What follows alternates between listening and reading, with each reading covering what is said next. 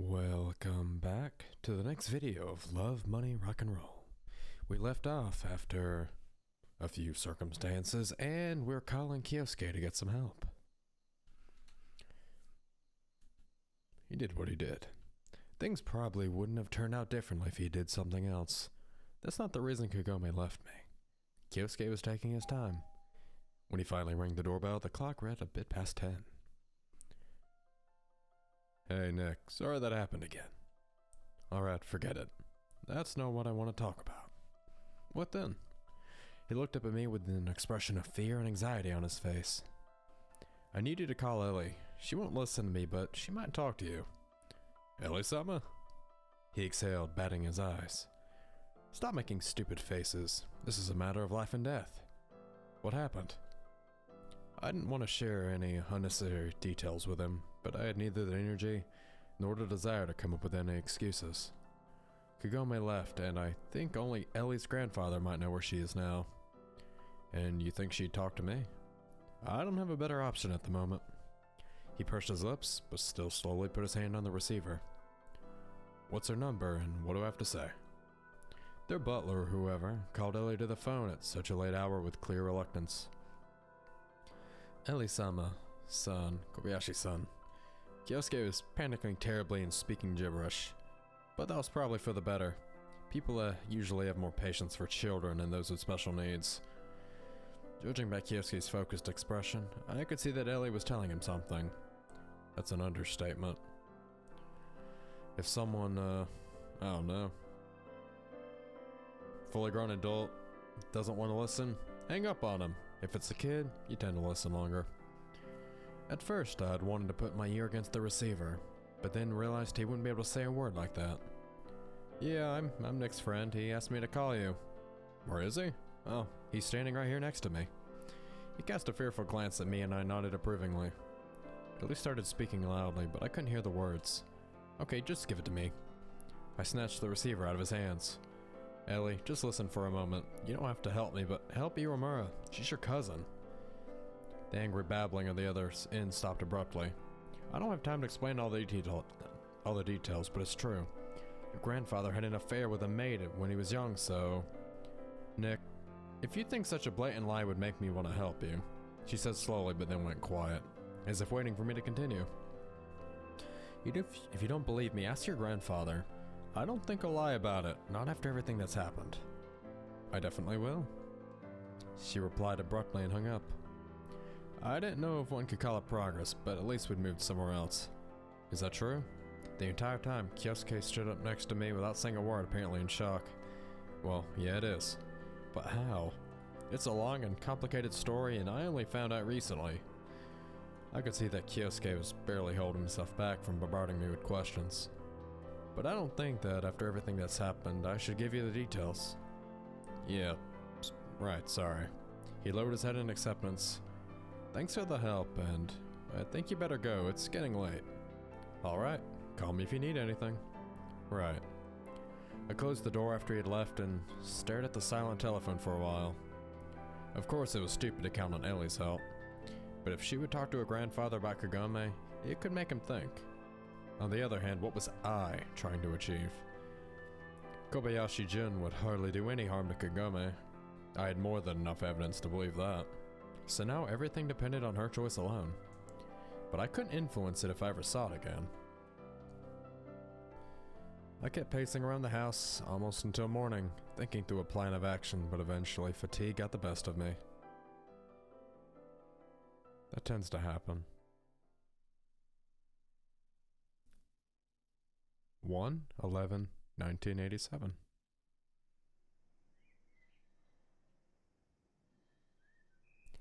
Of course, I couldn't just appear at the Kyobi Corporation's offices and request a meeting with their CEO. As a point of fact, I was a criminal and could expect to find myself behind bars at any moment. You probably could, actually. By now, it was clear that Kobayashi-jun had known all along where Kagome and I had been hiding. At least our approximate location. He probably also knew I'd returned home by now. Which meant that my encounter with the police, or worse, Kagimaru, was just a matter of time. And the people to decide when and if that would happen would not just be the CEO of Kobayashi Corporation, but also his newly found granddaughter. Of course, I had no reason to believe that Kagome would agree to everything the old man had prepared for me, but I also couldn't just believe she'd be able to change his mind if he decided to take action. I couldn't expect help from anyone, only myself. And that meant that at the very minimum I couldn't stay here. Of course, it was hard to leave home I had just returned to, but at least I had more time than a month ago, when Kagome and I ran away from Tokyo with little to our name. I packed some things, opened the front door, and froze at the doorstep. I turned around and cast one last glance down the dust-covered hallway. Of course, if I was lucky enough to fight Kagome and persuade her our relationship wasn't over, I could return. But if not, I kicked aside the fallen leaves with the tip of my boot and prepared to set off when the phone rang. It couldn't hurt to take one last call, right? Hey Nick, is that you? Ellie asked without waiting for my reply. To say I was surprised would be an understatement. Yeah, it's me. I talked to my grandpa and I could tell she was nervous. Well, he didn't confirm your allegations directly, but I know that sometimes the silence means more than any words. And you decided to call me? I quickly filled in the pause that followed. If you know anything else, I want to hear it. Okay, let's meet and I'll tell you everything. Can you come alone? I can. Then let's meet at the bar in an hour. In an hour and a half. See ya. She briefly and hung up. She said briefly and hung up. Didn't seem like one of Kobayashi-jun's tricks. He wouldn't put Ellie at risk. For the second time. But I still had some reservations. Ellie could even bring a tail against her will. I had to be prepared for that. Hello, objections, guy. When I stormed in and looked at the surprised bartender, the clock read 2. Oi, Cola, haven't seen you in a while. There have been rumors lately. No time for that. I need to ask you a favor, as a friend. I'm listening. I'm having a meeting with a girl at your bar in a bit, but I'm afraid she might be followed, so there's something I want you to do. You don't have any customers yet anyway. I made a wide gesture, indicating the empty tables. When she comes in, call her in and close the bar. If someone tries to break in, leave through the back door. I remember you having one, right? Aren't there easier ways to meet with a girl in private? His salacious smile didn't suit the situation at all. It's not about that. I have more important things on my mind than hooking up with broads. The bartender's expression changed, and he stared intensely at me for a while. And what if someone comes before her? Well, then close the bar down now. I don't know. He paused before replying. Fine, but only for you. There was no need to tell the bartender what was really going on. Neither had I any desire to. So I just kept sitting at the counter with a glass of water. So, no beer for you? I need a clear mind. Well, as clear as you can get. You're an alcoholic. So, anyway, where have you been? Or is that a secret too? I was working as a miner. I smirked sadly. You? A miner? The bartender laughed loudly and banged his fist against the counter a couple times. Yeah, I get it. That's a good joke. I raised my arm and flexed my bicep. The bartender's smile vanished at once.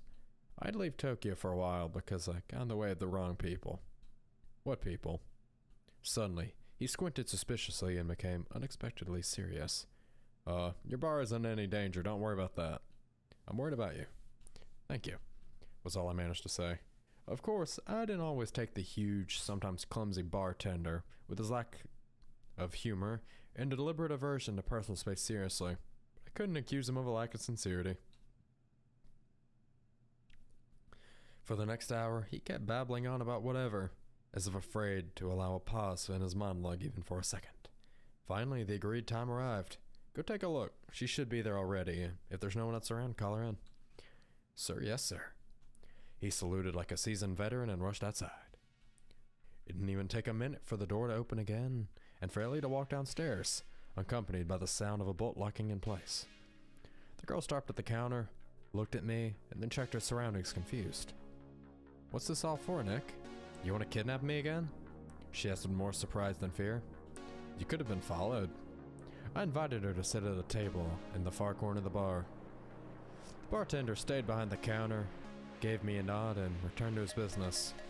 his old demeanor trying to make it clear that he wasn't eavesdropping. You don't think much of me after all. I'm not accusing you of bringing someone along, but they could be following you without you knowing. Who's they? Ellie wouldn't let it go. Doesn't matter, forget it. Let's just say I'm more comfortable here than outside. I don't even know why I'm here and why I'm talking to you now after what you and that girl did to me. And now you're calling her my cousin? Thank goodness she's not my sister. She smirked bitterly. I only found out recently, I'm just as surprised as you are. But if you think about it, it all makes sense. After kidnapping you, sorry again. Have I ever apologized for the kidnapping? I couldn't remember. Well, I mean, I thought something was off. Your grandfather could have easily captured us, but he didn't. Everything went too smoothly, like in some kind of spy movie. Until now, we've been hiding in a mining village, and I could believe that we'd managed to hide from your corporation. But when we returned to Tokyo, it turned that Kyosuke had been lying to me, and Kagame's grandfather had been in the hands of Kobayashi Corporation all this time. So what are you trying to say? What does it have to do with us being related? Ellie interrupted me, irritated. I patiently continued. Think for yourself. If your grandfather could have busted us at any moment, why didn't he? I don't know, and what does it matter? Okay, fine, but you spoke to him yesterday, right? I did. Ellie replied somewhat absent-mindedly. What did he say? Nothing in particular. His silence means more than words. To quote you. So what? Ellie kept being stubborn, like a person unwilling to acknowledge the obvious but painful truth. So, he's perfectly aware of the fact that Kagami is his granddaughter. Nick, this isn't enough. Your words are the words of my kidnapper. I shouldn't even be here. I should have actually brought the police with me.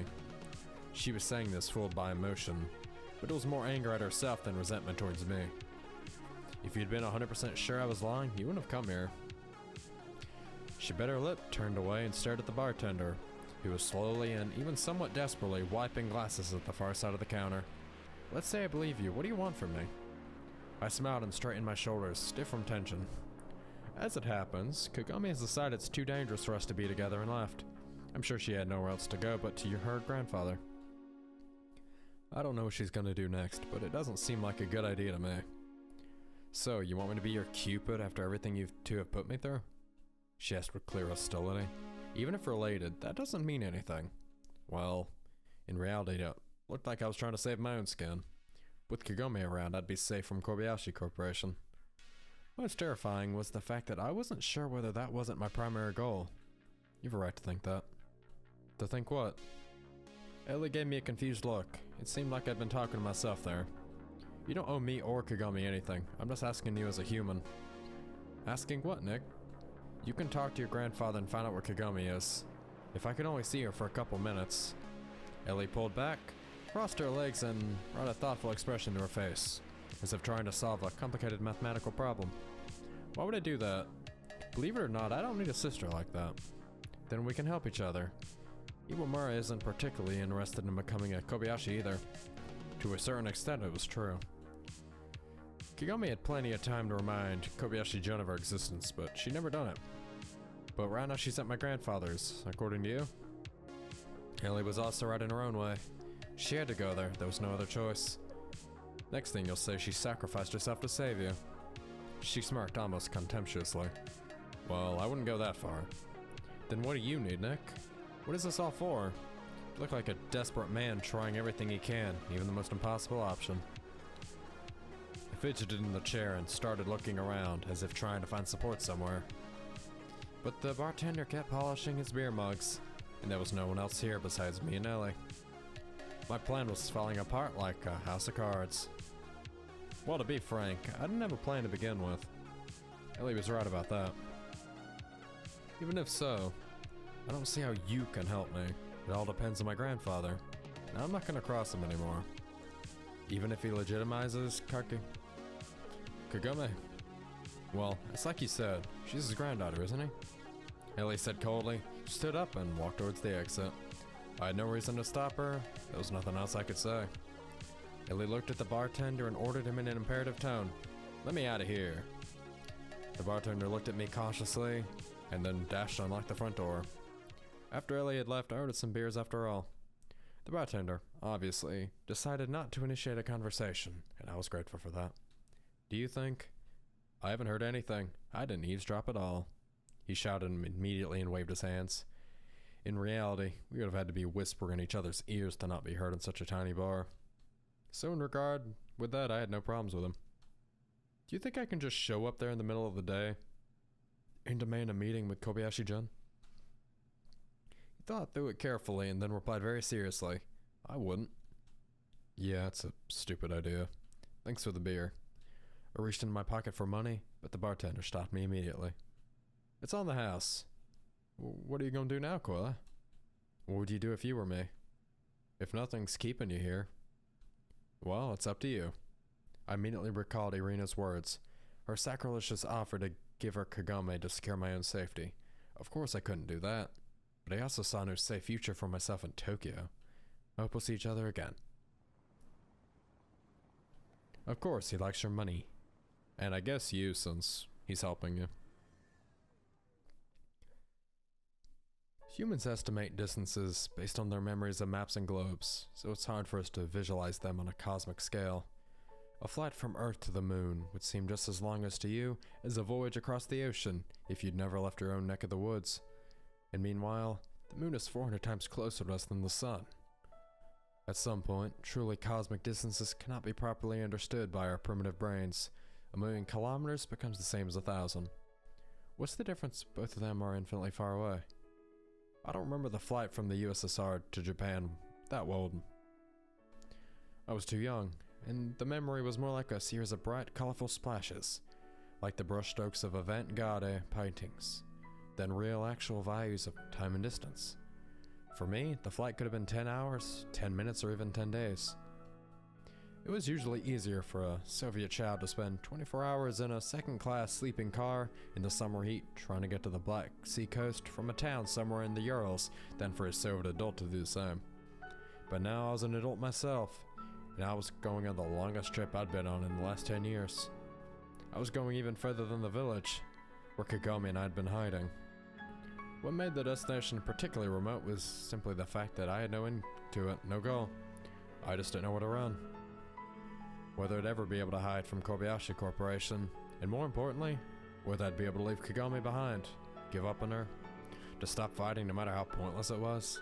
But each time the universe made it more and more clear that our relationship never had a future. It had been complicated enough when she was only Akira Shinji's daughter, but when she turned out to be Kobayashi-jun's granddaughter on top of that, our relationship started to resemble Romeo and Juliet, with a more prosaic and cruel finale ahead of me. I didn't want to think that she traded me for a chance at joining that family. I didn't want to think Kagome had done something so cowardly just to save her own skin.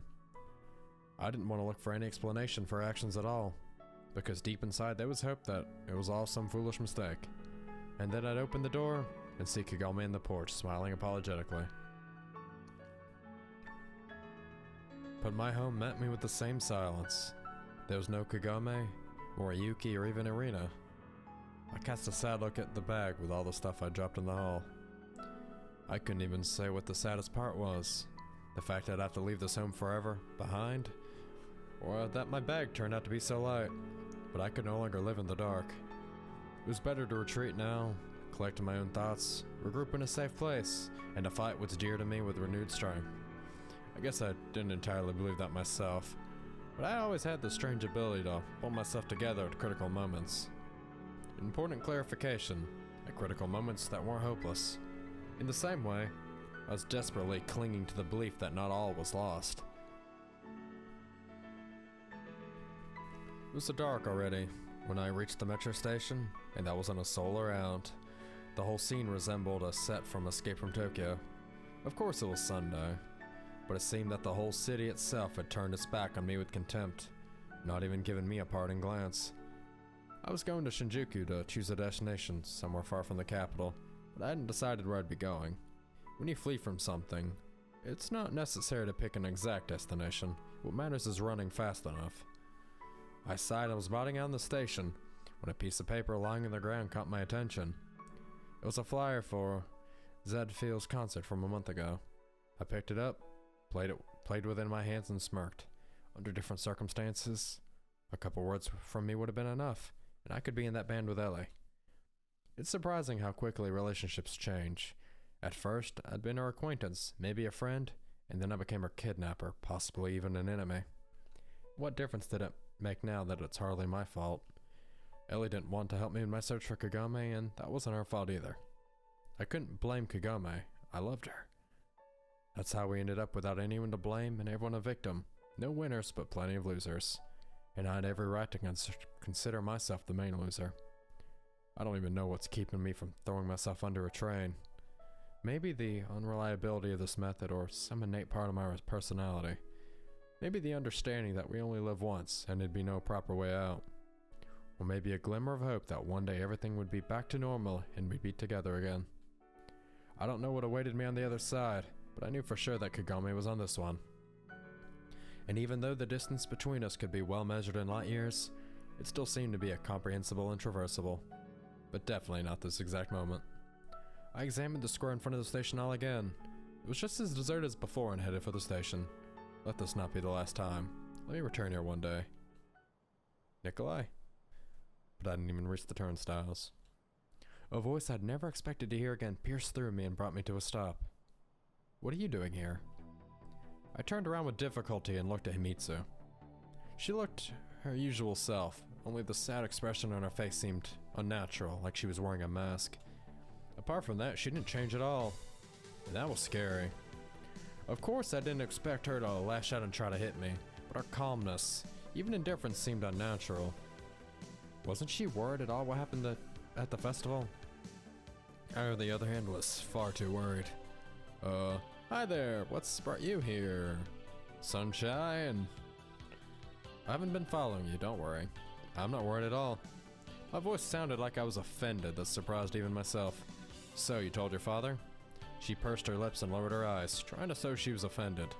I'm not gonna accuse you of anything. You see, I had to come back to Tokyo right after our conversation because some people came to the hotel where I'd been living. People that were looking for me, Himitsu. Well, maybe not just you, but Kagome, too. Finally, she looked up to me angrily. Most likely, but what difference does it make? Well, if you hadn't got involved with her... Come on. I flung my arms up in the air and turned around. There still wasn't a soul in front of the station. It's not even about her at all. I was involved with kidnapping Ellie, even if indirectly. That fact alone is more than enough for her grandfather. You made life difficult for me, not Kagome. As long as you stand by her, do you see her anywhere? Kagome decided I'm in danger as long as I stay with her. That's a wise decision. Mitsu scoffed maliciously. It wasn't like her at all. I don't think so. That sort of reaction from her offended me, but I had nothing to object with. Do you really love her, Nikolai? What does that have to do? Although at this moment, the question was actually appropriate. I was holding a bag with my things and about to leave Tokyo forever. So I was running away from love. Yeah, I do. I replied quietly. Then what are you doing here? I was trying to meet Kagome. Did I have a right to tell Himitsu about Kagome's relation with the family? New circumstances have emerged recently. What circumstances? I could feel myself more clearly that I was being backed into a corner. Let's put it this way. She isn't in any danger, unlike me. And that's why you decided to leave. You could say that. I was ready to acknowledge my complete defeat. You just have to accept my help. You mean your father's help. Isn't it that the same thing? No, and the fact you don't understand that makes it even worse. Even worse than what? I don't know. Than everything. If we hadn't met back in the village, and then I realized nothing would have changed. That life couldn't last for long. Kagome couldn't have handled it. I could say with confidence how strongly she was burdened by the lack of money and the necessity to hide along with the absolute absence of any prospects. But even before that in Tokyo, it'd been clear that she felt out of place. Like a person acutely aware of the lack of respect they believed they were due. Do you have kept pretending to be a family with Kagome? We weren't pretending. I felt offended again. It was real to us. Apparently she doesn't agree since she's gone. Mitsu took the initiative. And don't tell me she did that for you. If you love someone, you never leave that person. Trust me, I know what I'm talking about. At that moment, I felt no sympathy for Himitsu, and moreover, the method she was trying to employ to get me to return her feelings caused disgust. Those are empty words. just like your relationship with Kagome. She omitted the senpai suffix, which rubbed me the wrong way. Well, what do I say I do then? If you're gonna leave Tokyo, all confidence quickly vanished from her face. I could go with you. What for? If you're in danger, it'd be easier together. And how, pray tell, would it be different from my life with Kagome in that village? I really love you and I'll never leave you. Mitsu stepped forward, coming right up next to me. I instinctively staggered back. Nikolai? I can't. Sorry. I broke into a run, faster than I've ever ran before in my life. I was running as if someone was chasing me. Yes, it's a crazy girl. Or maybe I was running away from myself, afraid somewhere deep inside to accept her offer. A shameful and immoral offer by its very nature, defeatist and even criminal. I couldn't reciprocate and just couldn't change who I loved like they were gloves. If Kagome had left, that didn't mean I had the right to throw myself into the arms of the first girl I saw, even if it was Himitsu. That was the voice of my mind, and its opponent was instinct. It wasn't shouting or objecting. It just hid in the depths of my brain and nervous system, laughing quietly. As if saying, no matter how much you struggle, I'll still take what's mine. That's just evolution. And if one partner becomes unavailable, an animal goes searching for another. It was even more painful to feel like an animal blindly following its instincts. But in the end, instincts are what's responsible for our survival. The survival of the species as a whole. I stopped only when I reached my house. It was just how I'd left it, dark and lonely. Across from it was Himitsu's house, also with a slice off, but much more cozy and alive. I can always leave tomorrow morning too. If, of course, nobody had come to visit me tonight. Of course, I couldn't know what Himitsu would do next. Would she tell her father she met me at the station? Somehow, I really wanted to believe she'd do the right thing this time. I searched the cupboards and found nothing to eat. The fridge stood empty for a while. I was hungry, but not hungry enough to go to a 7-Eleven. But on the upper shelf, behind some empty tin cans, which used to hold either grain or sugar, I found an open bottle of vodka. Nikolai? Are you drunk? Are you wanting to get drunk? A Russian vodka with Russian text on the label. Apparently it hadn't been there for a few years, but it was alcohol. It's not like time would do it any harm. I held the bottle in my hands, carefully wiped the thick layer of dust off, took out a glass and poured some vodka into it. The burning wave ran from my throat down to my stomach. It warmed me up and I immediately felt better. Of course, alcohol couldn't solve any of my problems. I desperately lacked support, a kind word and simple human touch. Perhaps Himitsu could have provided all that, but agreeing to her offer seemed like the worst kind of escapism possible. I didn't know how to bring her back. I hadn't managed to leave Tokyo. I was just sitting in my kitchen, drinking vodka and waiting for who knows what. There's probably a solution to every problem, or rather, eventually there's no one left who the problem matters to and it resolves itself. Kagome could get her life in order without me. She'd barely even remember the pathetic loser she had to live with for a month in a tiny mining village. As for me, who cared how I felt? At this instant, I wanted to find a higher meaning to life. But the more I thought about it, the more I realized the pointlessness of existence. In life, everything happens the way it does due to a combination of infinite number of variables, and it was extremely difficult to accept that pointlessness, and partially of that is what? I couldn't blame my parents for dying, couldn't blame Catherine for leaving me a year and a half ago, couldn't blame for Kobayashi-jun putting his granddaughter and his business well-being above people's lives, and I couldn't blame Kagome for how she treated me in the end. Dang, I couldn't even blame myself, because I don't even know what I could have done differently. How do you make everyone happy on their own, without inflicting suffering on other people? It's really hard. I'd never been a hypocrite, and wasn't trying to set my door in both worlds, unlike many Kyosuke's manga protagonists. I knew that my relationship with Kagome would make Himitsu unhappy. I also knew that she'd been unhappy about my relationship with Catherine. But in the end, she had a father, a grandmother, and wasn't hunted by the KGB and Kobayashi. I felt sorry for Catherine too, but that pity was always mixed with a bitterness of resentment. By now, I clearly realized we couldn't be together, for numerous reasons. But that understanding and the loss of hope cut painfully deep into my heart. and constantly reopened that same old, not yet completely healed wound. As for Kagome, I poured another glass and immediately noticed how beautifully the dim light from the lamp reflected on the surface of the liquid, clear like an angel's tear. After all, we've always been great at making two things: vodka and tanks. I wouldn't say you're that good at making tanks if you look at the news. I loudly laughed and immediately looked around cautiously, as if someone was watching me. Why not though? Maybe, somewhere deep inside I was expecting yet another visit from Arena. Expecting her to help, offer a solution. But that Kagome would come back and say everything was going to be alright. And with every gulp of vodka, those foolish dreams seemed more and more realistic. Each sip brought me closer to a bright future. I'm never going to be able to speak right. I was looking at the emptying bottle with terror, having convinced myself that my only salvation was in it. And if it ran out, my bright world my drunk mind had created would collapse immediately. The scariest part was that I was completely unprepared to face reality, in which I'd be alone and of no use to anyone. But naturally, I ran out of vodka, and with it ended my dreams of happiness. I suddenly felt my house had become truly cold, but I had neither the energy nor desire to turn on the heating. The cold and alcohol quickly made me sleepy, and it took a great deal of effort to reach my bed. But hey, at least you get to take a nap. It's good for your health, I think. 2/11/1987. I woke up in that terrible state where you feel fine only as long as you're lying horizontal. The moment you try to get up, before even thinking of anything more complex, you're overcome with dizziness. The only good thing was I hadn't drank enough for a real hangover, so my condition would improve after a couple hours.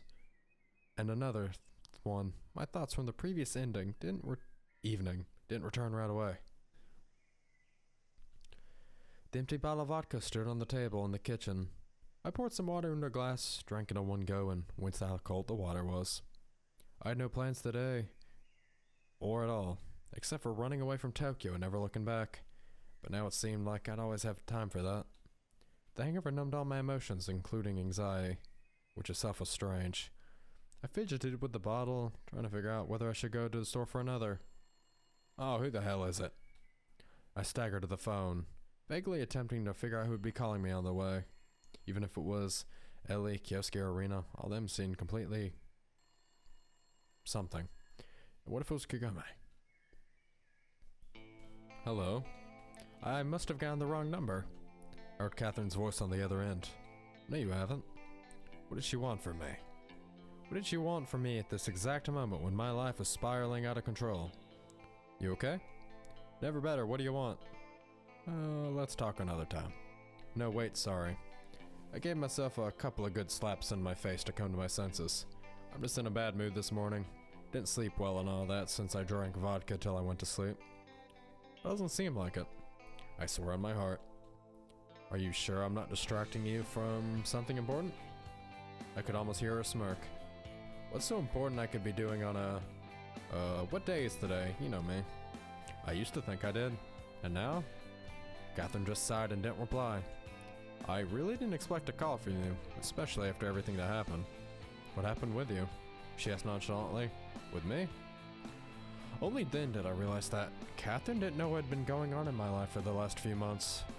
So much that I couldn't possibly summarize it in just a few words. Is that so? She replied with a somewhat forced indifference. Well, what did you want? It's just we haven't talked in a while and haven't been to school for a while. I grinned. Don't you know what kind of rumors have been circulating there about me and Kagome? I do. She replied, imperturbably. Well, so? Silence. I'd like to think you didn't believe all that. You want to talk about this? With who? A psychologist? Thanks, but no thanks. With me? Ah, with you. Just like that? Just a second ago, all I could think about how my life had gone so wrong. What do you want to talk about? I'm not forcing you, she replied briefly. Oh, of course, let's meet up. I'll be in the city center in 2 hours. Don't be late. Affirmative. I hung up and sunk heavily to the floor. What if my life is gonna take an unimaginable turn and I would lose Kagome just to get Catherine back? Maybe I'd fly with her to the US, where the corporation could never find us. Was I actually considering the possibility? Especially after yesterday thinking that nothing could have ever worked out between me and Catherine. It was somehow too quiet at home and also outside. I was just sitting in the hall, staring at the wall from me, occasionally glancing at the clock.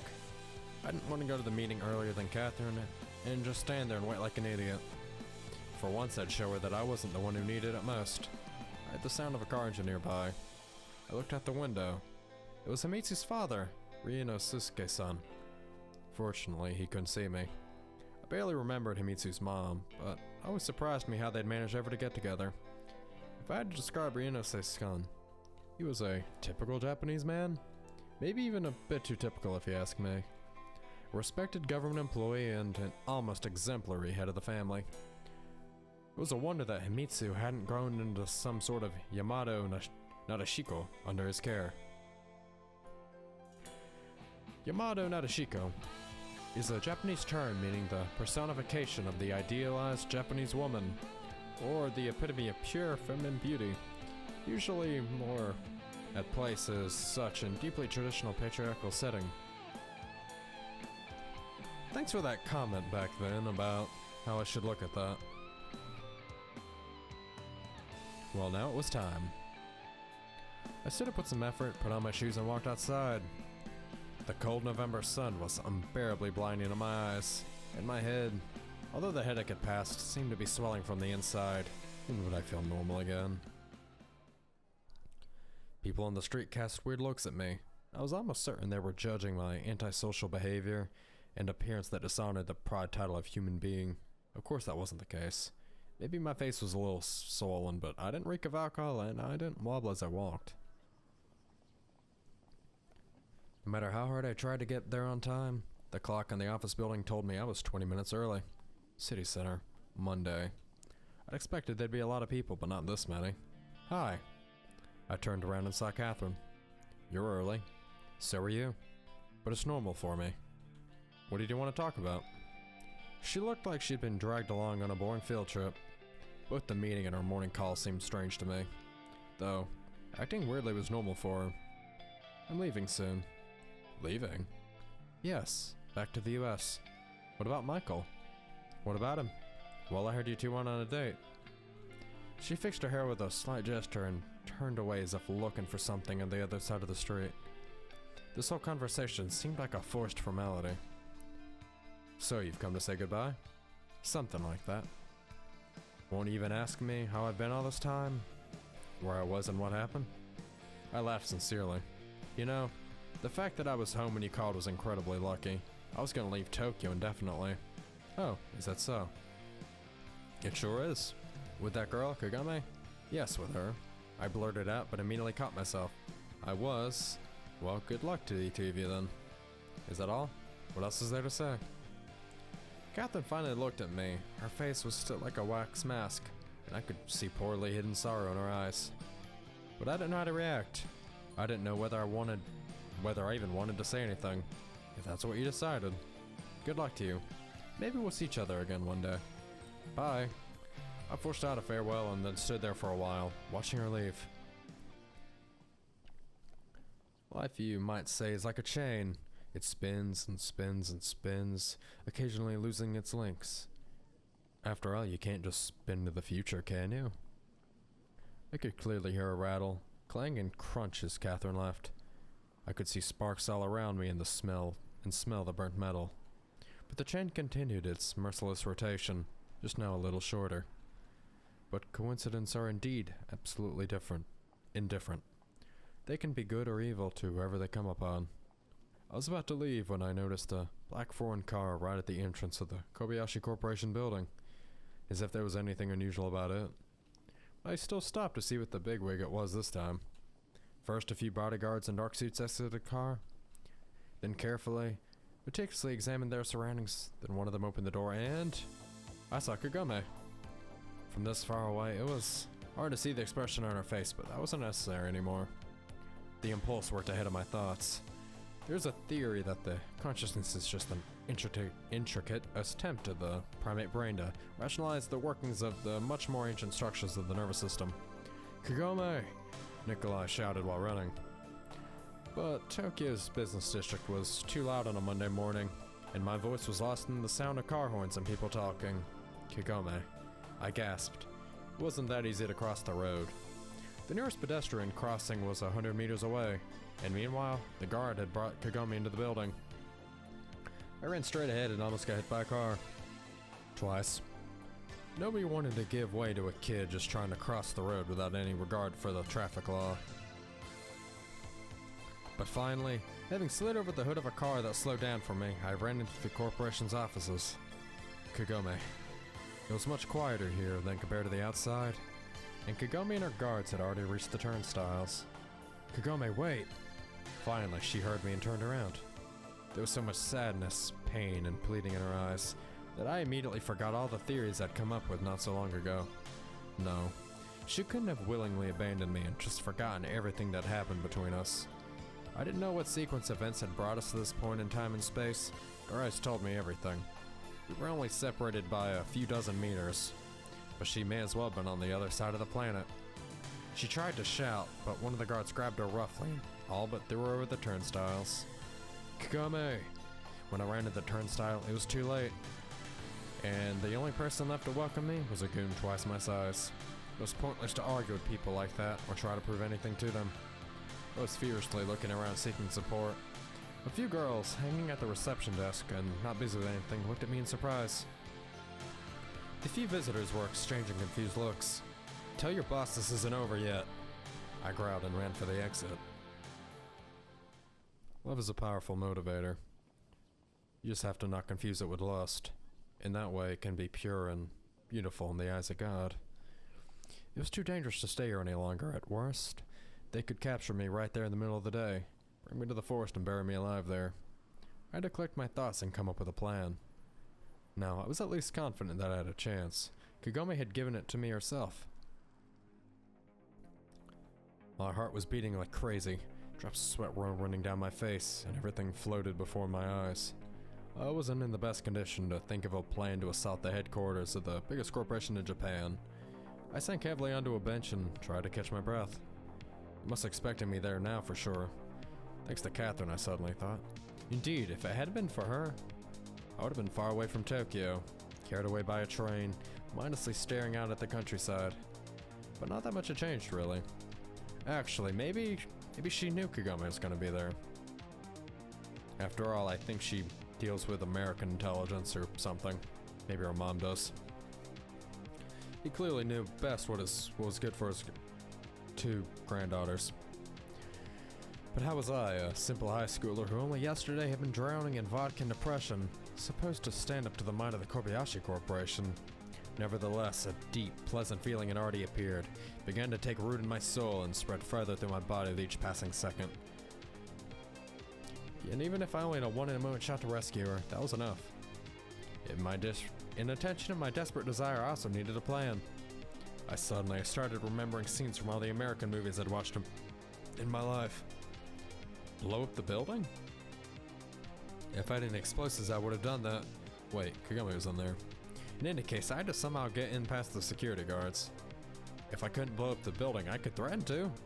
And then in a panic, maybe I'd manage to find her. I located a payphone but I couldn't summon the courage to grab the receiver and dial the number. My hands were shaking, and it felt as if someone had put my head in a vice and was crushing it. Although I soon realized I didn't even know the number. Operator. Of course, getting the number of Kobayashi Corporation ended up being much easier than looking for some guy named Akira Shinji. I memorized the number given to me by the girl with a pleasant voice, hung up, and I froze. It was clear what I had to say, but not how. I couldn't just blurt out there was a bomb planted in the building. Who was I, and why would they believe me? If that worked, every idiot would call them every day. In the end, it'd be a prank call, and the police would probably get involved too. Although they probably had more than enough questions for me as is. I caught my breath and finally grabbed the receiver, dialed the number, covering the receiver with my hand to distort my voice at least a little. Hello, is this the Kobayashi Corporation? A girl just as nice last said on the other end. In your main office, I mean, in the building with your main office. In my mind, I was already beating myself up. The explosion is in an hour. I advise you to evacuate everybody. What kind of terrorist would advise an evacuation on his potential victims? I couldn't handle the shame. I was about to hang up, but the girl on the other end replied in a cold, uncompromising voice. Is this some kind of joke? Who are you? Identify yourself. And then I realized my plan had failed. Why would they believe every idiot who decided to prank them? After all, we were in Japan out of all countries. Maybe once the cyberpunk dystopia finally rolled around, they'd take this sort of threat more seriously, but now, blowing up a building in the center of Tokyo, few people were capable of that. And the ones who could definitely wouldn't warn anyone in advance. I walked out of the telephone box and looked around. The business district had kept living its own busy life. The secretary definitely didn't take me seriously, so I didn't have to worry about the police. Powerless, I sank to the nearest bench and put my head in my hands. When you face failure, disaster, your entire world comes apart at the seams. Your very perception of reality becomes distorted. There's no black and white anymore, there's only black, and all the good things in your life were like a discolored children's picture book. To be frank, I was in deep crap. I only had to wait for someone to knock from the bottom, and then something unexpected happens. Can you tell me where the offices of Kobayashi Corporation are? I raised my head. A young man wearing a uniform and baseball cap with the logo of a logistics company stood in front of me. He had a strong Chinese accent. But the most surprising thing was he was asking for directions while standing across from Kobayashi Corporation's office. That's when I got the idea. It was just as wild as a bomb call, but might be more realistic. Want to make a bit of extra cash? What do I have to do? The Chinese guy didn't even hesitate. His eyes lit up immediately. What do you deliver? Paper clips, that kind of stuff. Where's my car? He gestured towards the sidewalk where a little truck was parked. I'll give you... I took out a wallet and counted the money. Moriki-san hadn't held back. This much. If you lend me your jacket, your hat, and a couple boxes of the stuff you're delivering. What do you need it for? He finally showed suspicion. Doesn't matter. The guy's internal conflict ended fairly swiftly. I have a spare uniform in the car. His lips stretched into an idiotic smile. Even better. I'll give you half now and half in the elevator once we're inside. Thanks. The jacket was too small for me, although the two huge, surprisingly light boxes allowed me to hide well from inquiring glances. When we entered the corporation's building, I asked him, "You know what you're doing, right? Just follow me." He walked to the reception, gave the girl there a clipboard with some papers and said something. I wasn't listening to him, but carefully looking over the boxes, watching for those guards in dark suits or, God forbid it, Kagemaru. But this time I seemed to be in luck. None of the people on the first floor of the Kobayashi Corporation building were paying attention to me. Finally, the guy was done with the paperwork and carefully poked me in the back.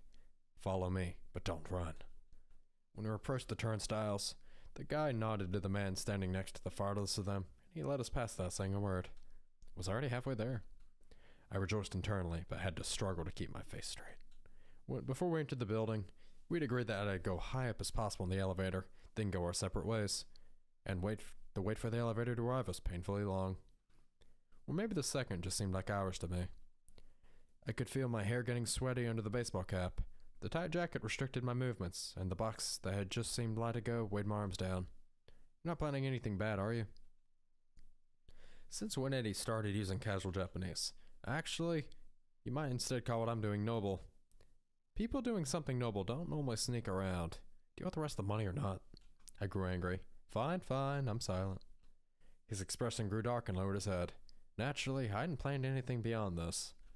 I could run into Kagemaru at Kobayashi-jun's office. The old man himself could be somewhere else. There were a million of other possible outcomes, and only one of them was in my favor. That was if he even decided to hear me out. And if I wouldn't be that lucky, in the best case, they'd just kick me out again. I gave the guy a hateful glance, but really, what had he done wrong? He was just as much of a foreigner in Japan as I was. In many senses, he probably had it harder than I. Trust me, I'm not going to do anything bad. I need to get to somewhere and talk to someone. I just hope he'll listen to me and understand. My job is to accompany you to whatever floor you want to get. After that, we're strangers. True, you're right.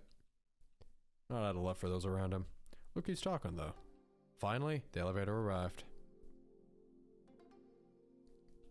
We let the people out and entered. Of course, in such a large building, we couldn't be its only passengers. I took a second, picking the floor. Not too high, but not too low either. Let it be the 18th, I poked the button randomly. The elevator stopped on almost every floor, letting passengers in and out like a blue whale filtering water to extract plankton. The Chinese goods stood still without saying a word, looking straight ahead. I was, on the other hand, shifting my feet from one to the other. 5th floor. Last time I'd been here, this amount of time was enough for us to get to the penthouse. 6th. Blood pulsed in my temples.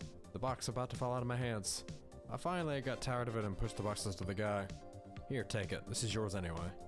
He accepted the load without any objections. 12th floor. There were fewer and fewer people in the cabin. I took off the jacket and hat and dropped them on top of the boxes. Alright, good enough. Thank you. Then I all but kicked him out of the elevator. The penthouse button stood out, surrounded by a great many nondescript buttons with numbers. I summoned my courage and pressed it, but nothing happened. I pressed it again to no avail. Gosh dang it. I'd suffered so much and almost reached the end, only to fail because the elevator was malfunctioning. Then I noticed a little keyhole next to the button. How come I hadn't noticed it before? When I had taken the elevator with Kagamari last time, I had things in my mind other than studying the details. On the 16th floor, a middle-aged European-looking man entered the elevator together with a Japanese guy, apparently a corporation employee, carrying a badge on the side of his jacket. Which floor, sir? He asked politely as possible. Well, was I better off ignoring him, getting out of the elevator and finding another way up to the penthouse? That was too dangerous. The enthusiastic guy would definitely report a suspicious individual. You weren't Japanese. The man suddenly said in English. Obviously. I replied surprised. Forgive my rudeness. He smiled politely. You weren't rude at all. What floor do you need to get to, young man? I decided to take the opportunity. The penthouse. The penthouse is a bit... Do you have a meeting with Mr. Kobayashi? Yes. What a coincidence, so do I. Shall we go together? By the way, my name is Mikhail. Nick, I still replied in English. It was hard to tell if he was Russian or from another Eastern European country, and at this moment, I didn't much care, so I deliberately avoided a warm welcome with any of my countrymen. But sir, the Japanese employee said timidly. See, Nick also needs to get into Mr. Kobayashi's office. Let's not hold the elevator. The Japanese guy hesitated, took out a key, and carefully turned in the keyhole and stepped aside. Please. Mikhail confidently pressed the penthouse button.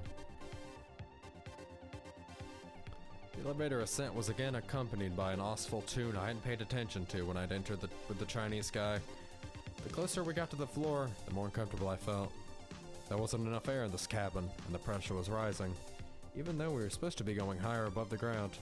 What business are you here, if I may ask? Oh, personal business. A personal question, huh? He squinted for a moment, losing his friendly look, but then smiled again. I understand. Nothing lasts forever. Even some things that last for eternity, one instant, no matter how long it drags on, he inevitably gives way to another. Even stars die to be reborn in a new form. Finally arrived and the elevator door opened with an unpleasant sound. Mikhail and the employee accompanying him walked out while I remained in place. Are you coming? Oh yeah, sure. I wouldn't have known what to tell him if I'd been alone, and had even less of an idea of what to do now. The old man was indeed sitting at his desk with his back turned to us. After a couple seconds, he turned around and prepared to greet his guest cordially. Oh, welcome. How was your flight, Mr.? He said in broken English and noticed me. Nikolai. And we'll end things off here. I really think the next episode will be the last one, but don't quote me on that. I hope you've enjoyed today's video. If you did, don't forget to hit the like button, leave a comment, and subscribe. And I will see you in the next video. As always, goodbye.